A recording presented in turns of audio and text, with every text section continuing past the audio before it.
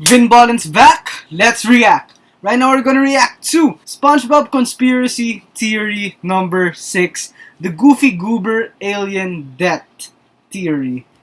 Now bro, this is a video by Alex Bale, the genius behind SpongeBob theories. If you guys didn't know, he makes a lot of theories about SpongeBob, but he also makes short films that are very entertaining. And honestly, I wanted to react to all the theories for this channel, but I already watched them before I started this channel. So it's kind of like I didn't go on with it because it would be like a fake reaction. So I'm gonna start it off with conspiracy theory number 6. Now let me just warn you guys, Alex Bale, when he makes a theory, it might scar you, bro. Especially if you really love SpongeBob, it might scar you. And now, just by the title itself, I'm scared. Let's go. That's right, you read the title correctly. This is the Goofy Goober Alien Death Cult Theory, and no, I am not joking. The seemingly innocent ice cream parlor is a front for something very sinister. The beloved SpongeBob movie actually has a much darker and tragic meaning to it. I am being 100% serious when I tell you that I think this is my best, most convincing theory yet. And if you thought my Bro.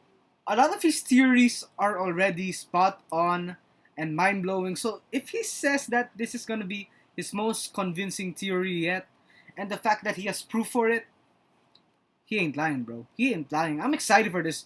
I'm excited and terrified. Let's go. evolution theory was dark, well, get ready.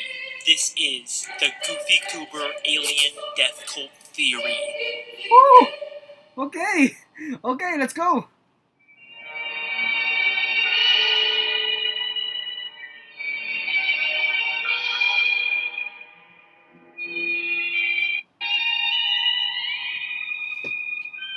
Okay, a hamster.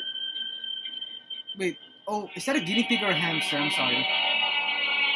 Birds? Hey, what's the biggest animal that you have? Oh boy, Alex has finally lost his mind. Goofy Goober Alien Death Cult Theory? What, did he make that in a random word generator? Trust me, there's actually a lot to this theory, and if anyone's qualified to make it, it's me, considering I made a whole web series about a restaurant being a front for a cult. Here at Pizza Time Pizza, we don't use any preservatives or fake ingredients. Pizza Time Pizza is not a cult. But those are the old days. I'm the SpongeBob guy now, and there is an insane demand for more of these theories. I mean, the Mrs. Puff one has like 12 million views. That is crazy. Thank you guys so much. Now, this You're is welcome, the part bro. of the video where I try to make you think I'm about to start the theory, but then... Bro, that brings back so many memories. That tune brings so much good memories because me and my cousin used to watch this before, especially the movie. It was our favorite. Goofy Goobers is an old-fashioned ice cream parlor that first appeared in the SpongeBob movie. It's the very definition of a fun, innocent place for children. So, how on earth did I come to the conclusion that it's actually an alien death cult? Exactly. In fact, what even is an alien death cult? Usually, it's a religious group that wants you to believe that one day aliens will come to Earth and take the members of the cult to a better place. And in order to get there, they have to commit mass suicide, the most infamous example of this being Heaven's Gate. Like I said, this is going to be a very dark video with some serious subject matter. So, how does this have anything to do Bro, with I'm not Goofy gonna lie, I'm so Goobers? scared. In the more recent seasons of SpongeBob, they've started referencing Goofy Goobers again. In fact, there's even an episode called The Goofy Newbie where Patrick gets a job there. And it's in this episode, when Patrick is watching an employee training video, that I first realized there was something more going on here. The story of our ice cream begins with our founder, Reginald Goober, who for some unexplained reason was nicknamed Goofy. In 1842, he headed west in a covered ice cream wagon. He served his warm ice cream on rocks and sticks. From those humble beginnings, Goofy Goober has grown into a multi-billion-dollar business. You know, it's a pretty standard company video. They just want their employees to wash their hands and keep their work area clean. We only ask that you, 1, practice good hygiene, 2, maintain good work habits, Nothing out of the ordinary, except there's one more thing that they want you to do. And 3 believe in extraterrestrials. Peace, hugs, and ice cream! Huh. An organization that wants you to believe in aliens. That couldn't be a Heaven's Gate reference in SpongeBob, could it? No, that's crazy. And even if it was, it could just be a random throwaway gag. There's no way Goofy Goobers is actually a cult, right? Then I started to rewatch every appearance of Goofy Goobers, and things took on a whole new meaning. One of the most basic ideas of a cult is that they strip you of your individuality and make you change your entire identity to be about the cult. And that's exactly what Goofy Goobers does. Everyone there wears Goofy Goober uniforms just like a cult. I mean, what other restaurant has not just employees, but customers that always dress up in a specific way? And their theme song that is constantly repeated and reinforced is just the simple line, I'm a Goofy Goober, yeah. You're a Goofy Goober, yeah. We're all Goofy Goobers. Bro, so I'm a much Goofy memories. Goober, you're a Goofy Goober, we're all Goofy Goobers. It is literally just a song saying that your whole identity is based around Goofy Goobers, and that's it. And in the SpongeBob movie, there's a scene where SpongeBob and Patrick have to try their best to not sing along to the theme song, and it literally causes them intense pain to not sing along. Sing along, Patrick! Trying so hard. It's as if they've been brainwashed and physically can't stop themselves from singing it. And you can't even just chalk this up to SpongeBob and Patrick being weirdos. 2 other fish can't stop themselves from singing along, even though it means they'll get beat up for it. Goofy, Goofy, Goober, Goobers, yeah! And just like how many cults have an icon or god that they worship, Goofy Goobers has the dancing peanut mascot that's all over the restaurant's branding. I mean, just look at how excited all the kids are when he comes out. Goofy Goober!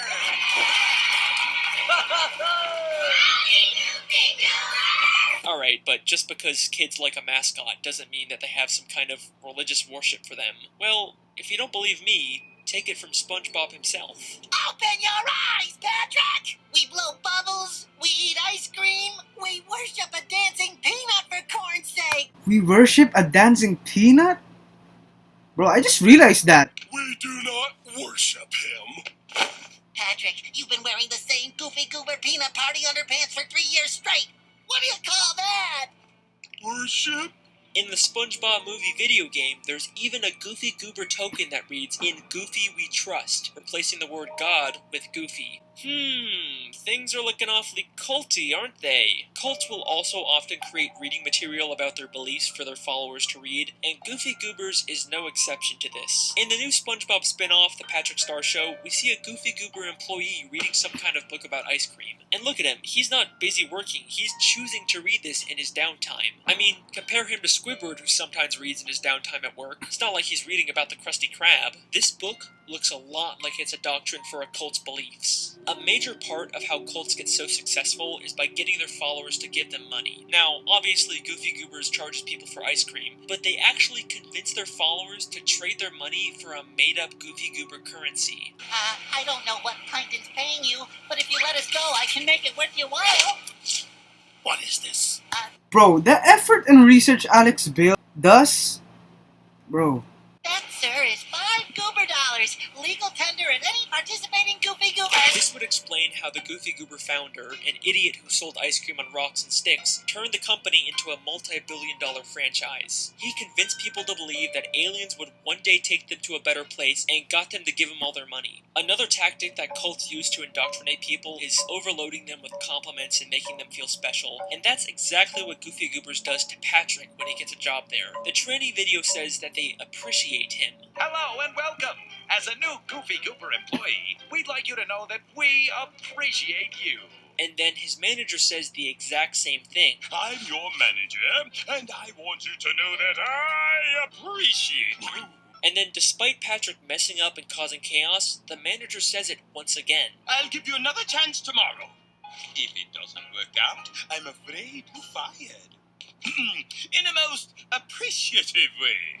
There is no reason for the Bro. manager to be this appreciative of Bro. Patrick after all the terrible work he's done. He's just trying to emotionally manipulate him. The tactic is especially effective on vulnerable people like children, and we see this in the Patrick Star Show. Not only did Patrick start eating Goofy Goober ice cream when he was young, and eventually ended up working there and worshipping their god, but this green kid also grew up to become an employee at Goofy Goober's. There's a clear pattern here. Kids who eat the ice cream all eventually join the cult. They are specifically targeting children for indoctrination, but their manipulation goes far beyond just psychological tactics. Trust me, we've just scratched the surface of how far Goofy Goobers will go to brainwash its members. Things are about to get darker.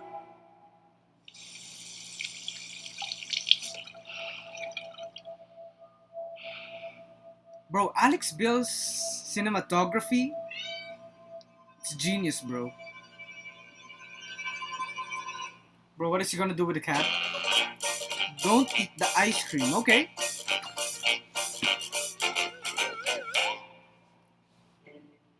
There's a part in the SpongeBob movie where SpongeBob and Patrick go to Goofy Goober's and eat tons of ice cream all night to the point where they become completely drunk off of it. It's a really funny scene, but it begs the question, why does the ice cream get them drunk? Maybe that's just how ice cream works in the SpongeBob universe, and is the show's way of making a family-friendly alcohol reference. But we've seen other instances where characters eat tons of ice cream and it doesn't have this effect on them. Alright, well, maybe this was just a one-time gag for the movie, and it's not a consistent part of the continuity. But in the Season 11 episode, Call the Cops, we get this scene.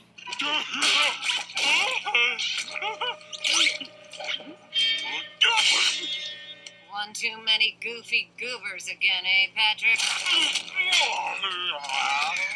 So, another deliberate reference to Goofy Goober ice cream having a weird alcoholic effect on people. Is it possible that they put something in the ice cream to make people more open to cult indoctrination? Cults have been known to use drugs to keep their followers obedient and suggestible, one of the most infamous examples of this being Charles Manson, who used LSD to convince his followers of his beliefs. If this is the case with Goofy Goobers, they'd probably want to make sure everyone there eats as much ice cream as possible, and the Goofy Goober building is actually cleverly designed in a way to ensure that this happens. There are no windows in the entire building, so you can't tell whether it's day or night, and the Goofy Goober clock just has random numbers on it, so it's impossible to keep track of time. Because of this, SpongeBob eats ice cream all night and is actually late for work for the very first time. Also, can I point out the fact that the eyes on the clock seem to follow Patrick around in the Goofy Newbie? It's a really creepy and specific detail to include. I mean, we know from the movie that the eyes are usually supposed to be looking straight ahead, but here they're always watching Patrick, their next target for Bro, Alex indoctrination. Bill and his Now, if the ice details. cream is what keeps their followers in line, they definitely want to make sure their employees were eating as much as possible. And it turns out, Goofy Goobers actually has a policy about this. Wow, I can't believe Goofy Goober's employees get to eat all the ice cream they want on this job. The employees get to eat all the ice cream they want. Very interesting. And there's evidence to suggest that the ice cream can do a lot more than just make you suggestible. At the beginning of the Goofy Newbie, Patrick is holding up the line asking for samples of ice cream. The employee he's talking to gets frustrated and calls for security to kick him out. You sampled every flavor we have. Will you please just pick one? I would like you to use my spoon. Security, we have a sample mooch at the counter. But there's something oddly familiar about this employee. Hang on a second. Isn't that Patrick's sister? The new spin-off, What? The Patrick Star Show, is a prequel to the main show that introduces us to Patrick's little sister, Squidina. And Bro, I here haven't we see seen her that all show. grown up working at Goofy Goobers. She's even credited as Squidina and has the same voice actor. In the Patrick Star Show, we actually do see her eating Goofy Goober ice cream as a kid, which fits with the pattern of kids who eat the ice cream eventually getting indoctrinated into the cult. Now, Squidina and Patrick have a very close, loving relationship in the Patrick Star Show, but here, they act like they're total strangers. It's not surprising that Patrick would forget his own sister, but Squidina is always portrayed as being smart. It's almost like she completely forgot about him. One of the biggest tactics that cults use to indoctrinate people is isolating them from their friends and family to make them more vulnerable and dependent on the cult. And that's exactly what we're seeing here with Squidina. She has no memory of her family. The ice cream might just be affecting her memory as well. I mean, if she was just meant to be some random reusable character here with no continuity, why would the creators go out of their way to specifically credit her as Squidina, unlike the other random employees who are just credited as employee? Feels like they're deliberately trying to draw attention to it. At the end of the Goofy Newbie, Patrick goes crazy and eats a ton of the ice cream, and then the episode ends in a very interesting way.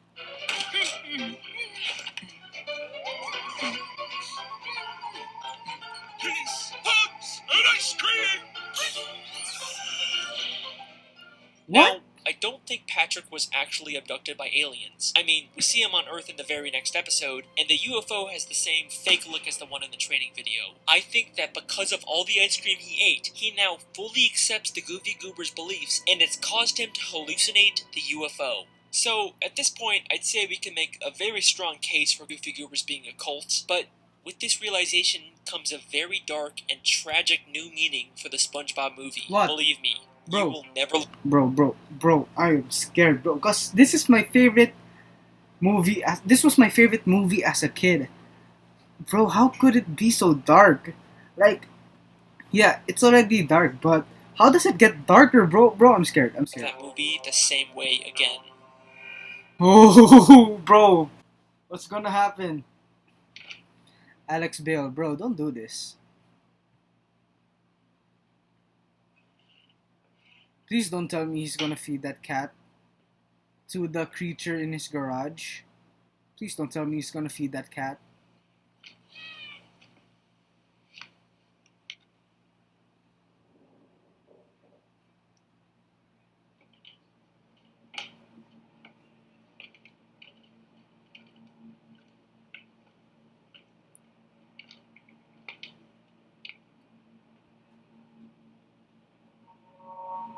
Bro, please don't tell me he's gonna feed that cat. Bro, are you gonna feed that cat?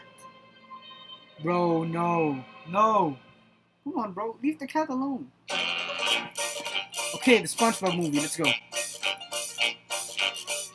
The 2004 SpongeBob movie is my favorite thing to come out of the franchise. It's funny, Facts. it's emotional, and it encapsulates everything great about SpongeBob. In this movie, SpongeBob goes on a journey of self-discovery and realizes that he doesn't need to change who he is and grow up to fit into society. He just has to embrace his inner kid and be himself. It's a great message that feels really fitting for the character. But if you replace the word kid with Goofy Goober, SpongeBob's arc takes on a whole new meaning. Oh, It's come not on. about SpongeBob embracing being himself. It's about SpongeBob fully accepting the indoctrination and beliefs of the Goofy Goober cult. The movie starts with SpongeBob not getting promoted to manager of the new Krusty Krab, a job that he desperately wanted and believed that he would get. When he finds out that Squidward got chosen instead of him, it completely destroys him.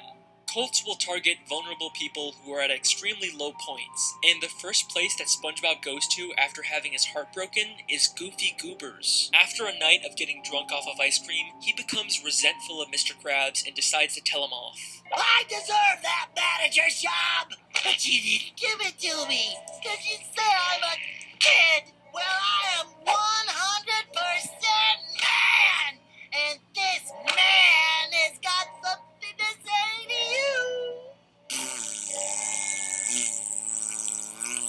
In fact, if King Neptune didn't interrupt and try to kill Mr. Krabs, SpongeBob probably would have quit and been fully able to join the cult. SpongeBob and Patrick go on a quest to retrieve Neptune's crown, and it's almost like every obstacle they face along the way is specifically designed to make SpongeBob and Patrick realize the dark truth about Goofy Goobers, but they fail to do so at every turn. So, they first stop at this tough guy bar that's full of men who beat up anyone that isn't manly enough.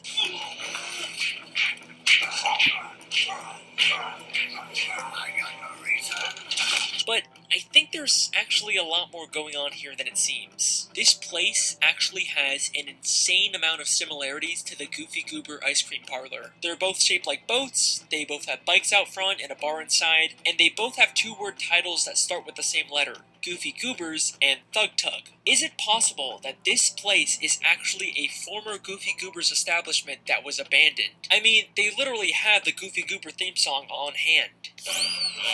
Bro, where do you get this? It's the Goofy Goober theme song. And they claim that no kids are allowed here, yet we see some old kid-sized handprints in the bathroom. If this really is a former Goofy Goobers, then the Bro, Alex, bro, how do you spot these details, bro? How are you so on point?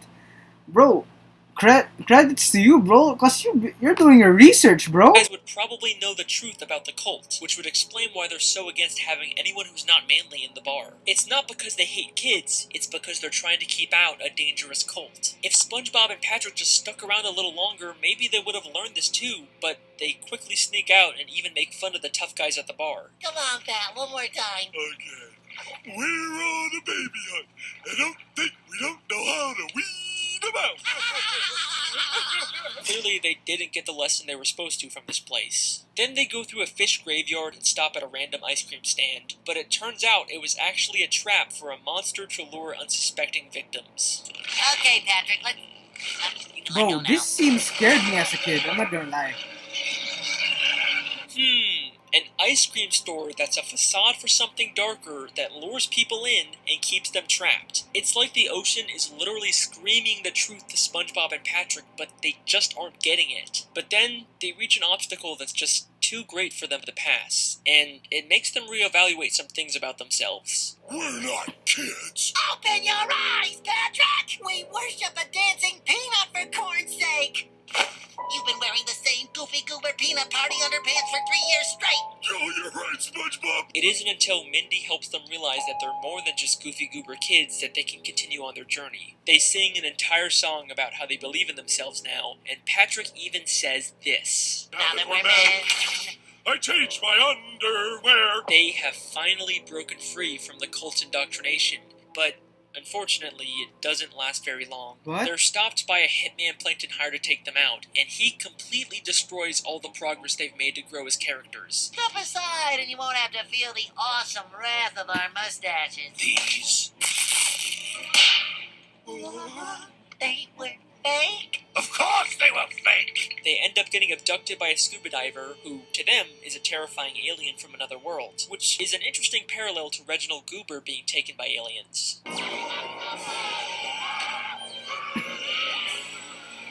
They're taken to Shell City in a room full of dead fish, a place eerily similar to a death cult after a mass suicide. While SpongeBob and Patrick are being dried to death, they decide to fully embrace the Goofy Goobers' beliefs and spend their last moments alive singing the Goofy Goober theme song.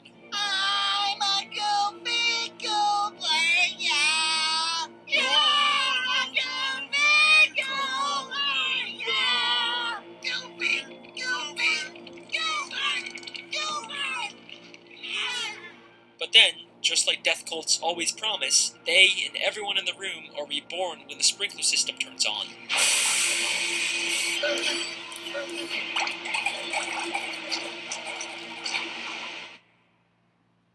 Whew, this is, it's getting real dark.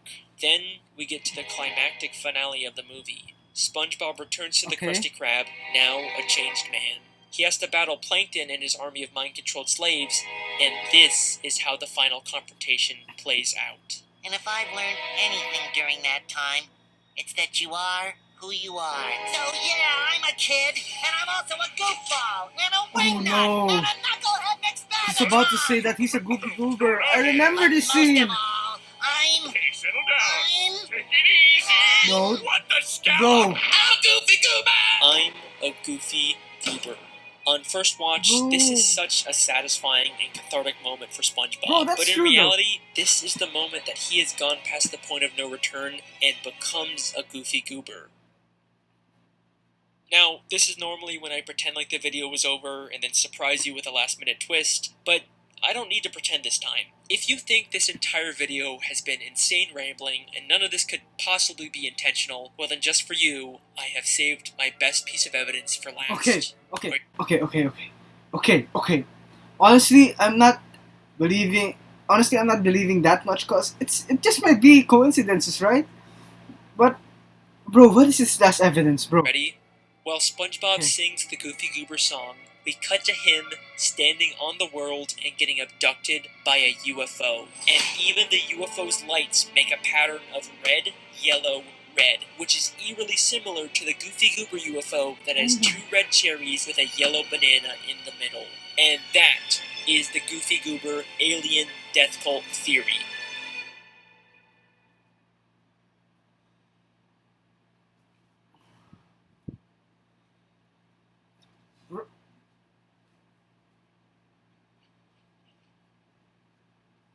Uh, I'm ca- what just, bro?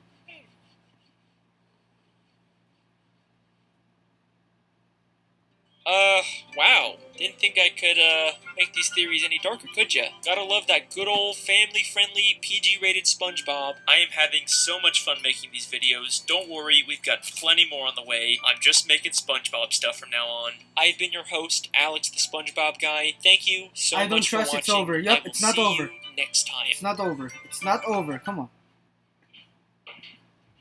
It's not over. It's not over. Alex Bale most of the time always has a cinematic ending to his theories. Hey. What's this? I'm gonna assume you're still down here. Thought about what you asked, and sorry, I just can't. I mean, it's one thing to buy you meat, but a living animal, like a cat, that's just not a line that I'm willing to cross. And if that means you're not going to give me SpongeBob theories anymore, then so be it. But honestly, man, good luck finding someone else that's going to be willing to be a part of whatever this weird relationship is between us. Come on, I know you can hear me. Oh no, bro. What's going on? What's going on?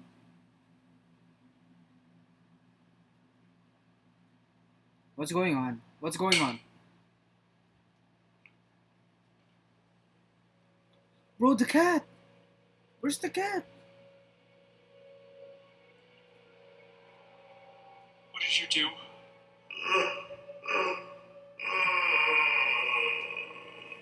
Bro. My boy, I took what you brought me. No, but I changed my mind. I didn't give you the cat. You purchased the cat. You brought it to this home. I simply finished the job.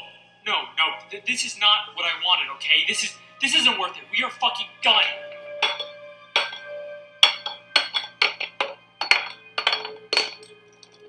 Number 7, bro. My boy, we both know you can't go back now.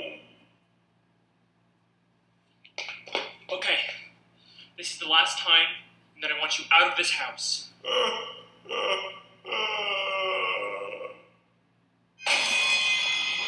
Oh, bro, what was that?